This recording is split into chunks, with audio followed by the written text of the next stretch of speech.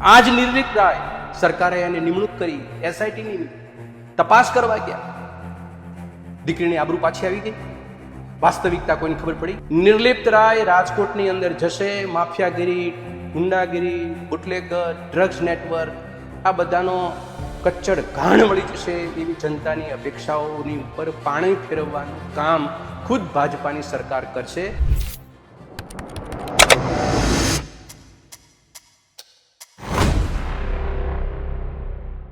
Rajkot range IG બનતા ચારેકોર નિર્લિપ્ત રાયની ચર્ચા થઈ રહી છે. લોકોને લાગી રહ્યું છે કે રાજકોટ અને ગોંડલમાં કાયદો અને વ્યવસ્થાની સ્થિતિ સુધરશે, ગુનાહિત પ્રવૃત્તિઓ પર લગામ લાગશે. આ બધા વચ્ચે કોંગ્રેસના નેતા મનહર પટેલે નિર્લિપ્ત રાયની કામગીરી પર સવાલ ઉઠાવ્યા છે. પાયલ ગોટીના કેસની વાત કરતા મનહર પટેલે કહ્યું છે કે પાયલ ગોટીના કેસમાં શું થયું? એસઆઈટીની રચના કરવામાં આવી, નિર્લિપ્ત રાયની અધ્યક્ષતામાં એસઆઈટી બનાવવામાં આવી અને તેની તપાસમાં શું થયું? ભારતીય જનતા પાર્ટીના જ આંતરિક ડખામાં દીકરીની આબરૂ ગઈ છે, તે આબરૂનું શું? આ ઉપરાંત કેસમાં કોની સંડોવણી છે, કોણ આની પાછળ જવાબદાર છે, તેની માટે નિર્લિપ્ત રાયની અધ્યક્ષતામાં એસઆઈટીની રચના કરવામાં આવી હતી, પરંતુ તેનું પરિણામ શું આવ્યું? કોનો આ હાથ છે આની પાછળ, કોણ આરોપી છે, તે કશું જ જાહેર કરવામાં નથી આવ્યું. આમ જોવા જઈએ તો મનહર પટેલની વાત પણ સાચી છે. મનહર પટેલનો કહેવાનો મતલબ છે કે અધિકારીઓ તો ઈમાનદાર હોય છે, પરંતુ સરકાર તેમને નિષ્પક્ષ રીતના કામ નથી કરવા દેતી. તેઓ સરકારના હાથે બંધાયેલા છે, સ્વતંત્ર રીતના કામ નથી કરી શકતા પોલીસ અધિકારીઓ, તેવું તેમનું કહેવું છે. આ ઉપરાંત તેમણે હસમુખ પટેલની પણ વાત કરી. આઈપીએસ અધિકારી અને નિષ્ઠાવાન છબી ધરાવતા હસમુખ પટેલને એસએમસીના વડા તરીકેની નિયુક્તિ કરવામાં આવી હતી, પરંતુ તેમને સરકાર સ્ટાફ નહોતી આપતી. તેમને સારું કામ કરવું હતું, પરિસ્થિતિ બદલવી હતી, પરંતુ સરકાર તેમને સાથ નહોતી આપતી અને છેવટે તેમને એસએમસીમાંથી હટાવીને શિક્ષણ વિભાગમાં મૂકી દેવામાં આવ્યા કે તમે હવે શિક્ષણનું ખાતું સંભાળો. મનહર પટેલનો કહેવાનો મતલબ છે કે અધિકારીઓ 2-3 જ સારા રહ્યા છે હવે, અને સરકાર જ્યારે આમ પાછી પડતી હોય, સરકારની આબરૂ જતી હોય, ત્યારે આવા અધિકારીઓને આગળ કરી દેતી હોય છે. તમે કલ્પના કરો અને કરુણતા ગુજરાતની જુઓ કે સરકાર પાસે નથી એક પણ એવો અધિકારી કે જે અધિકારી સ્પર્ધાત્મક પરીક્ષાનું મોનિટરિંગ કરી અને પેપર ફૂટ્યા વગર કે ગેરરીતિ વગર કોઈ પરીક્ષા લેવાય.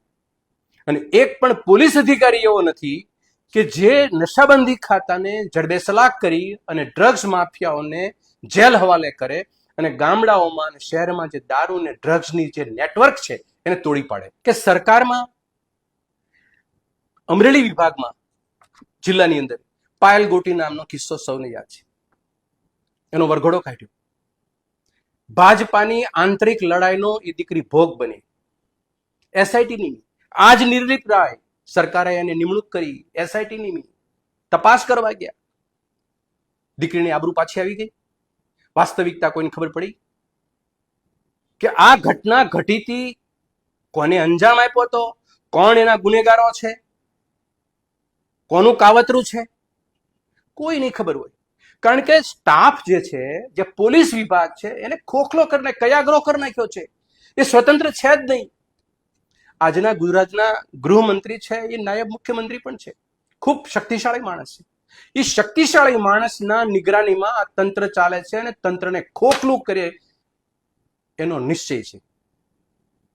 એટલા માટે કહું છું, ભૂતકાળની અંદર તમને યાદ હશે, આ ભાજપાની સરકારે 1 ડઝન કરતા વધુ પોલીસ અધિકારીઓને જેલ હવાલે કર્યા હતા.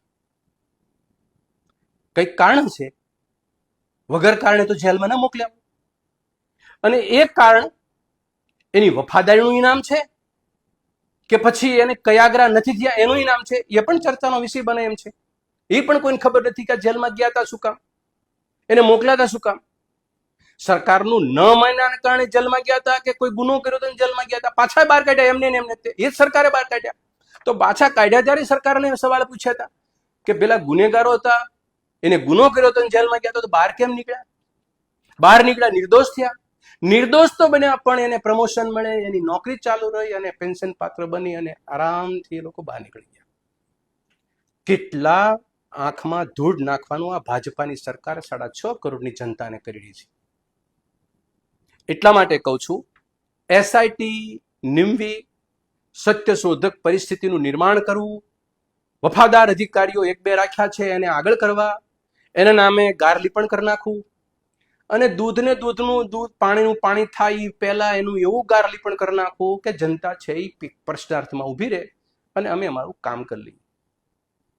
નિર્લિપ્ત રાય રાજકોટની અંદર જશે, માફિયાગીરી, ગુંડાગીરી, બુટલેગર, ડ્રગ્સ નેટવર્ક, આ બધાનો કચ્ચડ ઘાણ મળી જશે એવી જનતાની અપેક્ષાઓની ઉપર પાણી ફેરવવાનું કામ ખુદ ભાજપાની સરકાર કરશે અને નિર્લિપ્ત રાય જેવા વફાદાર અધિકારીને નિષ્ફળ બનાવવાનું કામ અંતમાં થશે.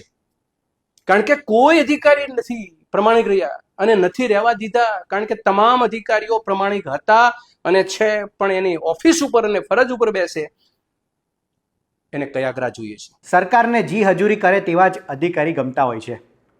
એ પોલીસ અધિકારીની વાત હોય કે પછી તંત્રના આઈએએસ આઈપીએસ અધિકારી કોઈ પણ હોય, પરંતુ સરકારના કયામાં રહે તેવા જ લોકો એ સરકારને પસંદ આવતા હોય છે.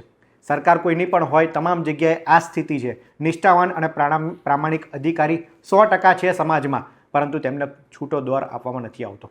જો તેઓ સરકારની વાત ન માને તો તેમની બદલી કરી નાખવામાં આવે, તેમના બીજા વિભાગમાં, ન ગમતા વિભાગમાં મૂકી દેવામાં આવે, કાં તો એવા ઠેકાણે મૂકી દેવામાં આવે અંતરિયાળ વિસ્તારમાં કે તેઓ કશું કરી શકતા નથી. નિર્લિપ્ત રાયના કેસમાં પણ મનહર પટેલ આ જ કહેવા માગે છે કે રાજકોટના રેન્જ આઈજી તરીકે તેમને મૂકવામાં આવ્યા છે, તપાસ કરશે અને સરકાર માથે પરથી પાણી અત્યારે જઈ રહ્યું છે. સરકારની નામોશી થઈ રહી છે. રાજકોટ ગોંડલમાં કાયદા વ્યવસ્થાની સ્થિતિને લઈને સવાલ ઊભા થઈ રહ્યા છે. ત્યારે હોળીનું નારિયેળ સરકાર નિર્લિપ્ત રાયને બનાવશે. મનહર પટેલ એ આખા બોલા વ્યક્તિ છે. તેઓ જે પણ વસ્તુ હોય તે ખુલીને એ સામે લોકો સમક્ષ રજૂ કરતા હોય છે. તેમની આ વાત હવે કેટલી સાચી પડે છે એ જોવું રહ્યું. રાજકોટ રેન્જ આઈજી તરીકે નિર્લિપ્ત રાયની કામગીરી કઈ રીતની રહેશે તે જોવાનું રહ્યું. કારણ કે જે રીતના તેમણે ચાર્જ સંભાળ્યો, ત્યારબાદ ગોંડલની મુલાકાત લીધી, મોરબીની મુલાકાત લીધી અને તમામ ડિવિઝનની તેઓ મુલાકાત લેવાના છે. પોલીસ અધિકારીને કડક આદેશ પણ તેમણે આપી દીધો છે કે નિષ્પક્ષ અને કોઈનાથી પણ ડર્યા વગર તમારે તપાસ અને કામગીરી કરવાની છે. આગામી સમયમાં સ્થાનિક સ્વરાજ્યની ચૂંટણી પણ આવી રહી છે. નિર્લિપ્ત રાયની કામગીરી પર અત્યારે જાણે આખા ગુજરાતની નજર હોય તેમ લાગી રહ્યું છે. આ અંગે તમે શું માની રહ્યા છો તે અમને કોમેન્ટમાં જરૂર જણાવશો. આવા જ ઇન્ફોર્મેટિવ વિડીયો માટે વીટીવી પંચાયત જોતા રહો. ધન્યવાદ.